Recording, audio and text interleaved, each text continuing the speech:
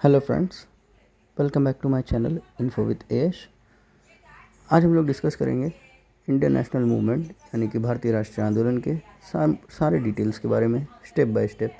So be in the video and watch it.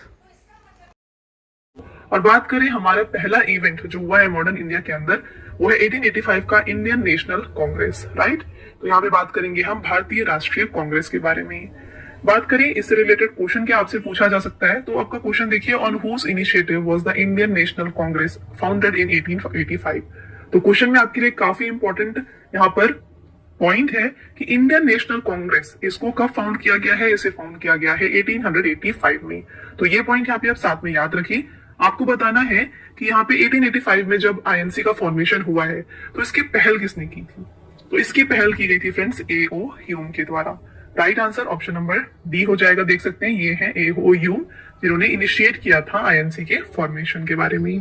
थोड़ा और detail में समझते हैं आईएनसी फॉर्मेशन के बारे में। The Indian National Congress was formed on 28 दिसंबर 1885। तो यहाँ पे 28 दिसंबर 1885 को फॉर्म हुआ था फ्रेंड्स यहाँ पे आईएनसी। इसके द्वारा by A O. Hume. Other founding members include Dadabhai Naoroji and Dinshaw वाचा। तो इसके जो अन्य संस्थापक हैं ये रहे हैं दादा भाई नरोजी और इनके साथ Dinshaw Wacha. The first session was held in Bombay in 1885 under the chairmanship of Romesh Chandra Banerjee. तो आईएनसी का जो पहला सत्र था 1885 का, इसे उमेश चंद्र बनर्जी की अध्यक्षता में बॉम्बे में आयोजित किया गया था। ध्यान रखिए वेन्यू भी आपके लिए इंपॉर्टेंट है। बॉम्बे में इसे ऑर्गेनाइज किया गया था first session of INC. Okay, चलिए नेक्स्ट बात करें फ्रेंड्स। यहाँ पे कुछ इंपॉर्टेंट क्वेश्चन जो स्टैटिक क्वेश्चन से आते हैं आईएनसी के फॉर्मेशन से रिलेटेड। तो क्वेश्चन आता है कि फर्स्ट वुमेन प्रेसिडेंट कौन थी इंडियन नेशनल कांग्रेस की। तो ये रही है फ्रेंड्स एनी बेसेंट। और अगर आपसे वही पूछा जाए कि पहली इंडियन वुमेन प्रेसिडेंट कौन रही है आईएनसी की, तो ये रही है सरोजिनी नायडू। तो ये दोनों इंपॉर्टेंट क्वेश्चन है इस टॉपिक से। आगे बढ़ेंगे और आपका नेक्स्ट इवेंट यहाँ पे रहता है फ्रेंड्स पार्टीशन ऑफ बंगाल, जो कि हुआ था 1905 में, राइट। तो इससे रिलेटेड क्वेश्चन क्या पूछा जा सकता है, who did the partition of Bengal in 1905।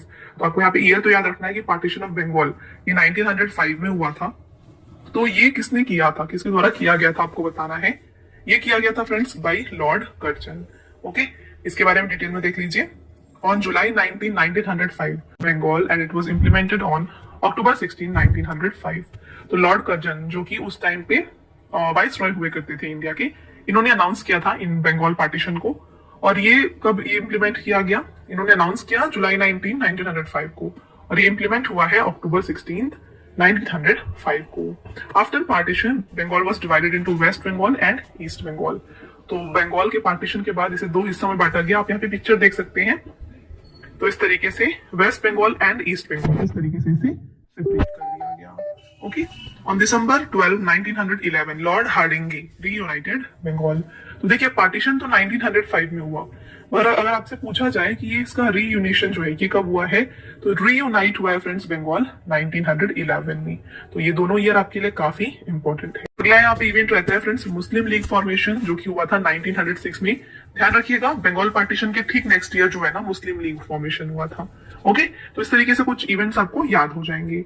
तो क्वेश्चन आता है यहाँ पे when was all India Muslim league founded. तो क्वेश्चन आप काफी इजीली आंसर कर सकते हैं। 1906 में friends all India Muslim league की स्थापना की गई थी।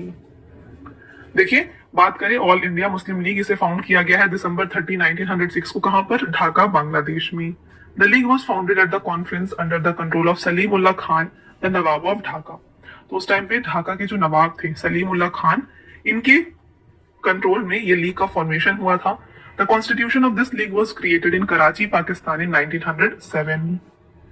तो इस लीग का जो संविधान था इसको 1907 में कराची पाकिस्तान में बनाया गया था। It's first session was held इन 1908 इन अमृतसर पंजाब। तो यहाँ पे मुस्लिम लीग है, इसका जो फर्स्ट सेशन था फ्रेंड्स ये 1908 में हुआ था। 1906 में इसका फॉर्मेशन हुआ, 1908 में जो है यहाँ पे पहला सेशन हेल्ड किया गया। कहां पर, वेन्यू याद रखिए अमृतसर पंजाब में। The first session of All India Muslim League was presided over by Aga Khan. तो इसकी जो प्रेसिडेंटशिप थी ये किसने की थी, ये की थी आगा खान ने। आगे बढ़ते हैं और नेक्स्ट यहाँ पे इवेंट रहता है स्प्लिट ऑफ कांग्रेस। ओके, बात कर ले और इसके बारे में। तो ये 1907 में हुआ था। क्वेश्चन यहाँ पे आपसे पूछा जा सकता है कि in which session did the division between moderate and extremist leader of Congress take place. तो यहाँ पे कांग्रेस के उदारवादी व उग्रवादी नेताओं में वास्तविक नेताओं में विभाजन किस अधिवेशन में हुआ था? तो ये हुआ था फ्रेंड्स सूरत कन्वेंशन, जो कि 1907 में हुआ था। तो इसके बारे में डिटेल में यहाँ पे डिस्कस करेंगे। The Surat session of 1907 was popularly known as the Surat partition as the Congress split into two groups, that is moderates and extremist. तो यहाँ पे जो सूरत सेशन हुआ 1907 में, इसे सूरत पार्टीशन के नाम से भी जाना जाता है, क्योंकि इसकी वजह से यहाँ पे कांग्रेस को दो हिस्सों में बांटा गया। एक थे मॉडरेट्स और दूसरे थे एक्सट्रीमिस्ट। तो यानी कि नरम दल एंड गरम दल। ओके, तो इस तरीके से इन्हें ये डिवाइड हो गए थे। It was headed by moderate party leader rush Bihari Ghosh. तो मॉडरेट पार्टी यानी कि जो नरम दल थे फ्रेंड्स, इसके नेता थे रास Bihari Ghosh. The most prominent leaders of extremist. अब बात करें यहाँ पे हम गरम दल की, तो यहाँ के जो मेजर लीडर्स थे, प्रोमिनेंट लीडर्स थे, ये बाल गंगाधर तिलक थे, लाला लाजपत राय थे, बिपिन चंद्र पाल थे। तो इन तीनों की ट्रायो को लाल बाल पाल के नाम से भी जाना जाता था। दादा भाई नरोजी, गोपाल कृष्ण गोखले, मदन मोहन मालवीय, ये तीनों जो थे ये मॉडरेट लीडर्स थे। हुआ था फ्रेंड्स, क्वेश्चन यहाँ से पूछा जा सकता है कि Khudiram Bose was hanged in which of the following jails. तो खुदीराम बोस को निम्नलिखित में से किस जेल में फांसी पर भेजा गया था? तो ये भेजा गया था इन्हें मुजफ्फरपुर में। Right answer option number B हो जाएगा। डिटेल में डिस्कस करते हैं इस इवेंट को। On April 30, 1908 Khudiram Bose threw a bomb at vehicle in Muzaffarpur, killing chief presidency magistrate Douglas Kingsford. तो यहाँ पे अप्रैल 30, 1908 को जो है खुदीराम बोस ने मुजफ्फरपुर में एक गाड़ी पर बम फेंका था, ठीक है, जिससे मुख्य प्रेसिडेंसी मजिस्ट्रेट जिनका नाम था डगलस किंग्सफोर्ड, यहाँ पे इनकी मौत हो गई थी। तो इस वजह से फ्रेंड्स जो है इन्हें खुदीराम बोस को यहाँ पे हैंग किया गया था मुजफ्फरपुर जेल में। फ्रेंड्स ये जो यहाँ पे कॉन्स्पिरेसी केस थी, इसे अलीपुर बॉम्ब कॉन्स्पिरेसी केस भी कहा जाता है, ठीक है। तो इसके होने के बाद जो है यहाँ पे इन्हें यहाँ पे मुजफ्फरपुर जेल में भेजा गया था। He was sentenced to death on July 30, 1908 and hanged to death on August 11, 1908 to age of 18। तो यहाँ पे देखिए 13 जुलाई 1908 को इन्हें मौत की सजा सुनाई गई और 11 अगस्त 1908 को जो है फ्रेंड्स यहाँ पे इन्हें 18 साल की उम्र में ही फांसी पर लटका दिया गया। अगला रहेगा फ्रेंड्स यहाँ पे इवेंट गदर पार्टी, जो कि 1913 में इवेंट है। बात करें गदर पार्टी की, यहाँ पे who founded the Ghadar party in America. तो अमेरिका में गदर पार्टी की स्थापना किसके द्वारा की गई थी? इसकी स्थापना की गई थी फ्रेंड्स यहाँ पे लाला हरदयाल और साथ में सोहन सिंह भागना। तो ऑप्शन नंबर सी यहाँ पे राइट आंसर है, सुटेबल बोथ। यहाँ पे देखिए the Ghadar party was founded by Lala Hardayal on 15 July 1913 in San Francisco California. तो आई होप आपको ये क्लियर है। आगे बढ़ेंगे और आपका नेक्स्ट मूवमेंट आता है फ्रेंड्स यहाँ पे, या फिर आप इवेंट कह सकते हैं, Gandhi ji arrival in India. ठीक है, गांधी जी का भारत में आगमन जो कि हुआ था 1915 में। डायरेक्टली क्वेश्चन में पूछा जाता है फ्रेंड्स कि गांधी जी इंडिया कब आए थे, तो ये 1915 में आए थे। क्वेश्चन देखिए जो यहाँ से पूछा जा सकता है, in which year did Mahatma Gandhi return to India from South Africa. तो साउथ अफ्रीका से फ्रेंड्स महात्मा गांधी किस वर्ष वापस आए थे इंडिया? ये आए थे ऑन जनवरी 9, 1915। डेट भी आप यहाँ पे याद रखें। और फ्रेंड्स इसी दिन को हम मनाते हैं एज इम्पोर्टेंट डे, उसके बारे में डिस्कस करेंगे आगे। देखिए on January 9, 1915 Mahatma Gandhi return from South Africa. ठीक है, ये तो हमने डिस्कस कर लिया है। नेक्स्ट देखिए, therefore 9 January is celebrated every year as Pravasi Bharatiya दिवस। तो इस दिन को ही प्रवासी भारतीय दिवस के रूप में मनाया जाता है। At that time he was 45 year 3 month and 7 days old. Gandhi ji went to South Africa in 1893 at the age of 24। तो यहाँ पे फ्रेंड्स साउथ अफ्रीका गए थे Mahatma Gandhi ji at the age of 24, और जब ये रिटर्न आए इंडिया तो इनकी एज 45 थी, है ना। ठीक है, तो यहाँ पे ये पर्टिकुलर डेट आपके लिए दिया गया है कि 45 years 3 months and 7 day old थे जब वो रिटर्न आए थे इंडिया में। नेक्स्ट रहता है फ्रेंड्स यहाँ पे इवेंट होम रूल मूवमेंट, जो कि 1916 में हुआ। इसके बारे में देखिए क्वेश्चन आ सकता है, who led the home rule movement in India. तो भारत में होम रूल आंदोलन का नेतृत्व किसके द्वारा किया गया था? ये किया गया था फ्रेंड्स एनी बेसेंट एंड बाल गंगाधर तिलक। यहाँ देखिए, it was a movement started to give self government to India.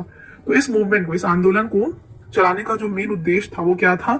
India में सेल्फ गवर्नमेंट लाना। ठीक है, Bal Gangadhar Tilak founded the first home rule league at Bombay provincial conference in Belgaum in 1916। तो यहाँ पे बाल गंगाधर तिलक ने 1916 में बेलगाम में बॉम्बे प्रांतीय सम्मेलन में पहली होम रूल लीग की स्थापना की थी। होम रूल आंदोलन का जो आदर्श वाक्य था, यानी कि जो आप मोटो कह सकते हैं, ये था friends self government for India.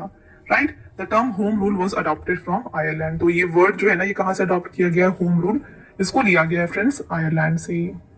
Next आता है इवेंट यहाँ पे चंपारण मूवमेंट 1917 में हुआ है फ्रेंड्स, इसके बारे में देख लेते हैं। क्वेश्चन आपसे पूछा जा सकता है, where did Gandhi ji first use satyagraha in India in 1917? तो गांधी जी ने 1917 में भारत में सबसे पहले सत्याग्रह का प्रयोग कहां पर किया था? राइट आंसर हो जाएगा फ्रेंड्स यहाँ पे ऑप्शन नंबर सी, चंपारण। देखिए बात करें इसके बारे में, तो पहला सत्याग्रह जो हुआ था, है ना, लेड बाई महात्मा गांधी, ये था चंपारण सत्याग्रह। कब हुआ था? 1917 में, चंपारण डिस्ट्रिक्ट में हुआ था, जो कि बिहार की एक डिस्ट्रिक्ट है। आई होप आपको ये क्लियर है। आगे कुछ और इंपॉर्टेंट पॉइंट देखिए। The Champaran Satyagraha was implemented because the peasants were forced to grow indigo in a part of their land. This created a lot of resentment among the farmers.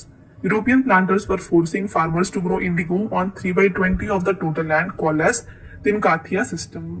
तो friends ये चंपारण सत्याग्रह क्यों किया गया था? यहाँ पे जो फार्मर्स थे उन्हें फोर्स किया जा रहा था कि ये अपने लैंड के पर्टिकुलर एरिया में, कुछ एरिया में जो है सिर्फ और सिर्फ इंडिगो को उगाएं, ठीक है। तो इसलिए यहाँ पे इस चंपारण सत्याग्रह को कंडक्ट किया गया था। अगला रहता है इवेंट यहाँ पे अहमदाबाद मिल वर्कर्स एजिटेशन 1918, यानी कि अहमदाबाद मिल मजदूर आंदोलन। बात कर ले इसके बारे में। In which year did Mahatma Gandhi lead the successful strike of mill workers in Ahmedabad? तो ये हुआ था फ्रेंड्स 1918 में। तो फ्रेंड्स देखिए बात करें इसके बारे में थोड़ा और डिटेल में। Mahatma Gandhi organize the satyagraha movement among the cotton mill worker in Ahmedabad in 1918। तो यहाँ पे देखिए चंपारण आंदोलन के बाद ठीक नेक्स्ट ईयर हुआ था अहमदाबाद मिल मजदूर आंदोलन 1918 में। कहां पर? अहमदाबाद में। The cotton mill worker demanded a 50% wage increase but the mill owners were willing to give only 20% wage increase. Gandhi ji went on a hunger strike to support the cotton mill worker.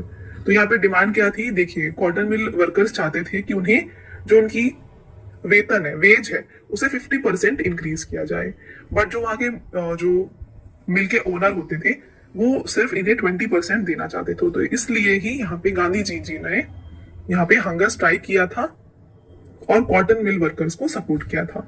The result of satyagraha was that the strike was successful. The workers were received a 35% wage increase. तो इन्हें finally after this satyagraha 35% wage increase दिया गया। आगे बढ़ते हैं और आपका next event आता है फ्रेंड्स खेड़ा मूवमेंट 1918 में हुआ है अगेन ये। तो इसके बारे में देख लीजिए। क्वेश्चन आ सकता है कि who was the leader of Kheda satyagraha launched against the government? तो सरकार के विरुद्ध जो शुरू किया गया था खेड़ा सत्याग्रह, इसके नेता कौन थे? तो फ्रेंड्स इसके नेता थे Mahatma Gandhi. Right answer option number A हो जाएगा। बात कर लेते हैं इसके बारे में भी। यहाँ देखिए the Kheda satyagraha was an important movement launched in Kheda district of Gujarat India on March 11, 1918 against the oppressive policies of British government regarding the payment of land revenue. तो ये किसके अगेंस्ट थी? ब्रिटिश गवर्नमेंट के अगेंस्ट थी। कहाँ पे कंडक्ट किया गया था? खेड़ा डिस्ट्रिक्ट गुजरात में। कब कंडक्ट किया गया था? मार्च 11, 1918 को। तो आई होप आपको ये पॉइंट क्लियर है। और ये मूवमेंट क्यों किया गया था? For payment of land revenue. The main demand of this movement was to relax revenue collection. The farmers has to refuse to give revenue to the government. तो इस आंदोलन का जो मुख्य मांग था राजस्व वसूली में ढील देने की थी। किसानों ने सरकार को राजस्व देने से इनकार कर दिया था। राइट, आगे बढ़ेंगे फ्रेंड्स और देखिए the people of Kheda were unable to pay the high taxes imposed by British due to the crop failure and plague epidemics. तो यहाँ पे जो फार्मर्स थे वो ब्रिटिश गवर्नमेंट को उनकी जो क्रॉप फेलियर हो गई थी, प्लेग थी वहां पे, उस वजह से वो टैक्सेस को पे नहीं कर पा रहे थे। तो ये भी एक रीजन था इस सत्याग्रह का होने का। Kheda led the peasant movement under the leadership of Gandhi ji and Vallabhbhai Patel. तो under Gandhi ji and Vallabhbhai Patel इस खेड़ा पेजेंट मूवमेंट को कंडक्ट किया गया था। नेक्स्ट इवेंट आता है फ्रेंड्स यहाँ पे रॉबलेट एक्ट, जो कि कब हुआ है? ये हुआ है 1919 में। क्वेश्चन देखिए, what was the purpose of Rowlatt act? तो फ्रेंड्स इसका मेन जो मोटिव था ये था detention of a person without a case filed by the government. तो सरकार द्वारा बिना मुकदमा दायर किए किसी व्यक्ति को बंदी करना, ये था मेन रॉबलेट एक्ट का पर्पस। ओके, अब बात करें इसके बारे में। देखिए रॉबलेट एक्ट को पास किया गया था February 6, 1919 को। और इस एक्ट के तहत क्या बताया जा रहा था कि गवर्नमेंट के पास ये पावर होता है कि किसी को भी जेल में डाल सकता है विदाउट एनी ट्रायल और सेंटेंस। ठीक है, Mahatma Gandhi called it as a black act. This act was passed during the tenure of Lord Chelmsford. तो यहाँ पे महात्मा गांधी जी ने इस एक्ट को कहा था ब्लैक एक्ट के नाम से। ठीक है, और इसे पास किया गया था अंडर हुज लीडरशिप? उस टाइम पे यहाँ पे टेन्योर में थे लॉर्ड कैम्सफोर्ड। तो इनके टेन्योर में इस एक्ट को पास किया गया। आगे बढ़ते हैं फ्रेंड्स, वेरी इंपॉर्टेंट और काफी ये क्वेश्चन रिपीट होता है एग्जाम में हर बार, और ये आता है इवेंट आपका जलियांवाला बाग मसैक्री 1919 में हुआ था फ्रेंड्स। देखिए बात कर लें इसके बारे में यहाँ पे, when did the Jallianwala Bagh massacre incident take place. Very important, directly ऐसे ही as it is question exam में पूछा जाता है। तो फ्रेंड्स जलियांवाला बाग मसैक्री जो है ना, ये हुआ था 13 अप्रैल 1919 को। आपको ईयर जो है काफी अच्छे से याद रख लेना है, और थोड़ा सा इसके लेवल को बढ़ाने के लिए एग्जाम में ना आपसे डेट भी पूछा जाता है, तो आपको यहाँ पे डेट एंड ईयर दोनों याद रख लेना है। क्या था जलियांवाला बाग मसैक्रे, देख लीजिए। द जलियांवाला बाग मसैक्रे, जिसे हम अमृतसर मसैक्रे के नाम से भी जानते हैं, अप्रैल 13 1919 को हुआ था। On the day of Baisakhi the British army open fire on unarmed Indians at Jallianwala Bagh, resulting in the death of 100 there. तो यहाँ पे फ्रेंड्स अप्रैल 13 1919 बैसाखी का दिन था। इस दिन ब्रिटिश आर्मी ने ना ओपन फायर कर दी थी वहां के लोगों के ऊपर, जिसमें काफी लोगों की मौत हुई थी। The reason behind this incident was arrest of Indian pro independence leader doctor Saifuddin Kitchlew and doctor Satyapal. तो इस घटना के पीछे की वजह भारतीय स्वतंत्रता समर्थक नेताओं डॉक्टर सैफुद्दीन किचलू और डॉक्टर सत्यपाल की गिरफ्तारी थी। राइट, नेक्स्ट देखिए, Punjab lieutenant governor Michael O'Dwyer was held directly responsible for this massacre। तो रिस्पॉन्सिबल कौन थे? ये थे लेफ्टिनेंट गवर्नर थे पंजाब के माइकल ओडायर, ये रिस्पॉन्सिबल थे इस हत्याकांड के लिए। After this massacre Mahatma Gandhi return the title of Kaisar-i Hind. तो यहाँ पे इस हत्याकांड के बाद महात्मा गांधी जी ने केसर-ए-हिंद का उपाधि जो था इसे लौटा दिया था। और after this massacre Rabindranath Tagore return his knighthood honour. ठीक है, तो अपना जो नाइटहुड सम्मान था इसे भी रविंद्रनाथ टैगोर जी ने इस हत्याकांड के बाद लौटा दिया था। नेक्स्ट इवेंट आता है खिलाफत मूवमेंट, जो कि हुआ है 1919 से लेकर 1922 तक। इसके बारे में देखिए, क्वेश्चन पूछा जा सकता है आपसे, हु लेड द खिलाफत मूवमेंट। तो खिलाफत आंदोलन का नेतृत्व किसके द्वारा किया गया था? ये किया गया था फ्रेंड्स शौकत अली एंड मोहम्मद अली के द्वारा। ऑप्शन नंबर ए राइट आंसर है। बात करें खिलाफत मूवमेंट है क्या, तो देखिए खिलाफत मूवमेंट जो कि हुआ था from 1919 to 1922, it was an anti British movement. ये एक ब्रिटिश विरोधी आंदोलन था। This movement was started by Maulana Mohammad Ali and मौलाना शौकत अली। तो क्वेश्चन में जैसे हमने डिस्कस किया, इसे स्टार्ट किया गया था मौलाना मोहम्मद अली और मौलाना शौकत अली के द्वारा। This movement was aimed at pressuring the British government to maintain the authority of the Ottoman Sultan as a Caliph of Islam after the breakup of Ottoman Empire after the war।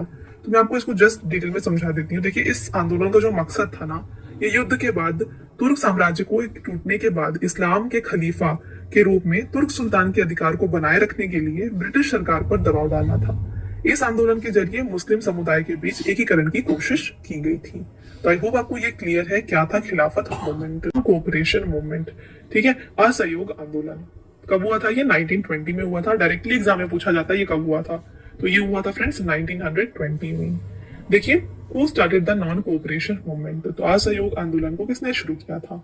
इसे शुरू किया गया था महात्मा गांधी जी के द्वारा। तो इसे शुरू किया गया था 1 अगस्त 1920 को। ठीक है, आप ये डेट याद रखिए। और इसे वापस कब ले लिया गया था? इसे वापस ले लिया गया था फरवरी 1922 को, चौरा चौरी इंसिडेंट के टाइम पे। The leader of the non cooperation movement was Mahatma Gandhi. तो असहयोग आंदोलन के नेता थे महात्मा गांधी। और नॉन कोऑपरेशन मूवमेंट को अडॉप्ट किया गया था नागपुर सेशन में 1920 में। आगे बढ़ते हैं, नेक्स्ट रहेगा यहाँ पे point, during the non cooperation movement C.R. Das was the first to be arrested. तो यहाँ पे असहयोग आंदोलन के दौरान सबसे पहले जिनकी गिरफ्तारी हुई थी ये थे C.R. Das before starting the non cooperation movement. तो देखिए नॉन कोऑपरेशन मूवमेंट की स्टार्टिंग से पहले जो केसर-ए-हिंद की उपाधि थी इसे गांधी जी ने रिटर्न कर दिया था। अगला रहेगा यहाँ पे इवेंट आपका चौरी चौरा इंसिडेंट 1922 में हुआ था फ्रेंड्स। इसके बारे में बात कर लेते हैं। तो क्वेश्चन आपसे पूछा जा सकता है कि when did Chauri Chaura incident take place. तो चौरी चौरा घटना कब हुई थी? ये हुई थी फ्रेंड्स, राइट आंसर हो जाएगा। आप देखिए ईयर तो याद रखेंगे बट आपको यहाँ पे डेट भी याद रखना है। फरवरी 4 1922 को हुआ था चौरी चौरा घटना। अब बात कर लेते हैं इसके बारे में भी क्या था। तो Mahatma Gandhi called off the non cooperation movement on February 12 1922 due to the Chauri Chaura incident. तो अभी थोड़ी देर पहले हमने डिस्कस किया फ्रेंड्स, ये जो नॉन कोऑपरेशन मूवमेंट था है ना, ये कब हुआ था? ये 1920 में स्टार्ट किया गया था अगस्त के टाइम पे। और इसे बंद कब कर दिया गया था? चौरी चौरा इंसिडेंट के बाद, जो कि 1922 में हुआ था। और ये चौरी चौरा इंसिडेंट कहां पर हुआ था? ये हुआ था गोरखपुर डिस्ट्रिक्ट ऑफ उत्तर प्रदेश में। Next, in this incident, a mob of farmers participating in the non-cooperation movement clashed with the police and set a police station on fire. In this incident, 22 policemen and 3 civilians were killed. तो इस घटना में असहयोग आंदोलन में हिस्सा ले रहे किसानों की भीड़ पुलिस से भिड़ गई और एक पुलिस स्टेशन में आग लगा दी। इस घटना से 22 पुलिसकर्मी और 3 नागरिक जो है मारे गए थे। अगला इवेंट आएगा स्वराज पार्टी। 1923 में फ्रेंड्स इसे फॉर्म किया गया। क्या है इसके बारे में क्वेश्चंस देख लीजिए। Swaraj party was founded by home in 1 जनवरी 1923। तो देखिए 1 जनवरी 1923 को फॉर्म किया गया है स्वराज पार्टी को। किसके द्वारा ये फॉर्म किया गया फ्रेंड्स? देशबंधु चित्तरंजन दास और मोतीलाल नेहरू जी के द्वारा। तो नॉन कोऑपरेशन मूवमेंट के फेलियर के बाद यहाँ पे फॉर्म किया गया था स्वराज पार्टी को। कब? जनवरी 1, 1923 को। किसके द्वारा? चित्तरंजन दास और मोतीलाल नेहरू ने इसे फॉर्म किया था। और स्वराज पार्टी की डिमांड क्या थी? Swaraj party demanded to make a constitution for India. तो इंडिया का कॉन्स्टिट्यूशन बनाया जाए, ये डिमांड थी यहाँ पे स्वराज पार्टी की। आगे बढ़ेंगे। नेक्स्ट यहाँ पे देखिए, the first session of Swaraj party was held इन इलाहाबाद। तो यहाँ पे जो पहला सेशन था ये स्वराज पार्टी का, ये इलाहाबाद में हुआ। 1924 में महात्मा गांधी ने प्रिसाइड किया था Belgaum session of Indian National Congress. The Belgaum session was only Congress session presided over by Mahatma Gandhi. तो यहाँ पे इंडियन नेशनल कांग्रेस का जो बेलगाम सेशन था इसे महात्मा गांधी जी ने प्रिसाइड किया था और ये इकलौता कांग्रेस का सेशन था जहां पर महात्मा गांधी जी ने इसे प्रिसाइड किया होगा। राइट। नेक्स्ट आता है फ्रेंड्स इवेंट यहाँ पे साइमन कमीशन 1928 में हुआ है। क्या है देख लीजिए। When did the Simon commission come to India? तो साइमन कमीशन आया है फ्रेंड्स इंडिया में फरवरी 3, 1928 को। The Simon commission was appointed by British government in 1927 to review the government of India act 1919। तो जो गवर्नमेंट ऑफ इंडिया एक्ट 1919 था इसको रिव्यू करने के लिए ब्रिटिश गवर्नमेंट ने साइमन कमीशन फॉर्म किया था, है ना। इंडिया में ये 1928 में आया था। The commission was form to study constitutional reforms and give recommendation to government of India. तो देखिए this commission is popularly known as Simon commission after the chairmanship of Sir John Simon. तो इस आयोग को सर जॉन साइमन की अध्यक्षता के बाद लोकप्रिय रूप से साइमन कमीशन के नाम से जाना जाता है। It was a wide commission as there were no Indian members. There were 7 British MPs in this commission. तो यहाँ पे कोई भी इंडियन मेंबर्स नहीं थे, 7 ब्रिटिश एमपीज थे। तो इस तरीके से था साइमन कमीशन। आगे बढ़ेंगे। देखिए the Simon commission sent by British government was boycotted as no Indian were included in this commission. तो क्योंकि इसमें कोई भी इंडियंस को शामिल नहीं किया गया, सातों के सातों जो थे ब्रिटिश थे, तो उन्हें यहाँ पे बॉयकॉट किया गया था। This commission published it's 2 volume report in May 1930। तो इस आयोग ने मई 1930 में 2 वॉल्यूम रिपोर्ट को प्रकाशित की थी। ठीक है, चलिए आगे बढ़ते हैं फ्रेंड्स। आपका नेक्स्ट इवेंट यहाँ पे आ जाएगा दांडी मार्च। 1930 में हुआ है, इसके बारे में देख लीजिए। क्वेश्चन आ सकता है from where did Gandhi ji start his famous Dandi march? तो गांधी जी ने अपना प्रसिद्ध दांडी मार्च कहां से शुरू किया था? इसे शुरू किया था साबरमती आश्रम से। इसके बारे में जानेंगे फ्रेंड्स। तो देखिए मार्च 12, 1930 को ना गांधी जी ने दांडी मार्च को स्टार्ट किया था साबरमती आश्रम से दांडी तक। Mahatma Gandhi broke the salt law on the beach of Dandi in Gujarat on April 6, 1930. Next, the viceroy at that time of Gandhiji's Dandi March was Lord Irwin. तो उस टाइम पे Gandhiji's Dandi March was Lord Irwin. तो उस time पे viceroy कौन थे हमारे India के? ये थे Lord Irwin. The Dandi March was 240 miles long. तो 390 किलोमीटर तक चला था दांडी मार्च। This march was started by Gandhi ji with 78 of his trusted volunteers. तो 78 volunteers के साथ गांधी जी ने इसे स्टार्ट किया था। नेक्स्ट रहेगा friends first Round Table conference 1930 से 31 में हुआ था। इसके बारे में बात कर लेते हैं। ठीक है, तो क्वेश्चन आपसे पूछा जा सकता है कि when was the first Round Table conference inaugurated by British monarch in London? तो लंदन में ब्रिटिश सम्राट द्वारा प्रथम गोलमेज सम्मेलन का उद्घाटन कब किया गया? ये किया गया 12 नवंबर 1930 को। तो फ्रेंड्स इसको हेल्ड किया गया था नवंबर 12, 1930 से लेकर के यहाँ पे आप देख सकते हैं जनवरी 19, 1931। कहां पर? Royal Gallery House of Lords in London. It was inaugurated by George V and chaired by British prime minister Ramsay MacDonald. ठीक है, तो इसे इनॉग्रेट किया गया था जॉर्ज वी के द्वारा और चेयर किया गया था बाय ब्रिटिश प्राइम मिनिस्टर। उस टाइम पे ब्रिटिश प्राइम मिनिस्टर थे रैमसे मैकडोनाल्ड। एग्जाम में पूछा जा सकता है फ्रेंड्स कि पहले राउंड टेबल कॉन्फ्रेंस के टाइम पे यहाँ पे ब्रिटिश के प्राइम मिनिस्टर कौन थे? तो ये थे friends Ramsay MacDonald. Lord Irwin was the viceroy of India during the first Round Table Conference. तो यहाँ पे वाइसरॉय कौन थे इंडिया के? ये थे Lord Irwin. A total of 74 delegates from India participated in this conference, including 58 political leaders and member of 16 princely states. तो I hope आपको ये पॉइंट क्लियर है। The Indian National Congress did not participate in this conference. तो INC यहाँ पे participate नहीं कर रही थी। नेक्स्ट आएगा आपका सेकेंड राउंड टेबल कॉन्फ्रेंस 1931 में हुआ है। क्वेश्चन क्या पूछा जा सकता है देख लीजिए, who represented the Congress in the second round Table Conference. तो पहले सेशन में तो आईएनसी पार्टिसिपेट नहीं कर रही थी, सेकेंड राउंड टेबल कॉन्फ्रेंस में यहाँ पे कांग्रेस के द्वारा कौन यहाँ पे रिप्रेजेंट कर रहे थे, ये रिप्रेजेंट कर रहे थे friends Mahatma Gandhi.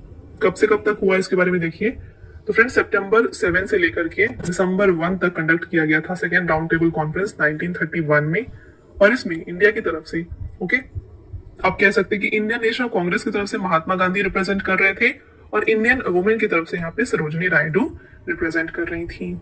The conference was chair by prime minister of the United kingdom Ramsay McDonald. तो यहाँ पे सेकेंड राउंड टेबल को भी किसने हेड किया था या फिर चेयर किया था, रामसे मैकडोनल्ड, जो कि उस टाइम पे प्राइम मिनिस्टर थे। फैक्ट इससे रिलेटेड क्वेश्चन देख लीजिए, क्वेश्चन पूछा जाएगा Poona pact was sign between whom, तो किसके बीच में इसे साइन किया गया था, पूना पैक्ट को फ्रेंड्स यहाँ पे डॉक्टर BR अम्बेडकर और महात्मा गांधी। नेक्स्ट आता है फ्रेंड्स यहाँ पे पूना पैक्ट, इससे रिलेटेड क्वेश्चन देख लीजिए, क्वेश्चन पूछा जाएगा Poona pact was sign between whom, तो किसके बीच में इसे साइन किया गया था, पूना पैक्ट को फ्रेंड्स यहाँ पे डॉक्टर BR अम्बेडकर और महात्मा गांधी जी के बीच में साइन किया गया। पूना पैक्ट है क्या, यहाँ पे देख लीजिए, Poona pact was an agreement sign between Mahatma Gandhi and Bhimrao Ambedkar on September 24, 1932।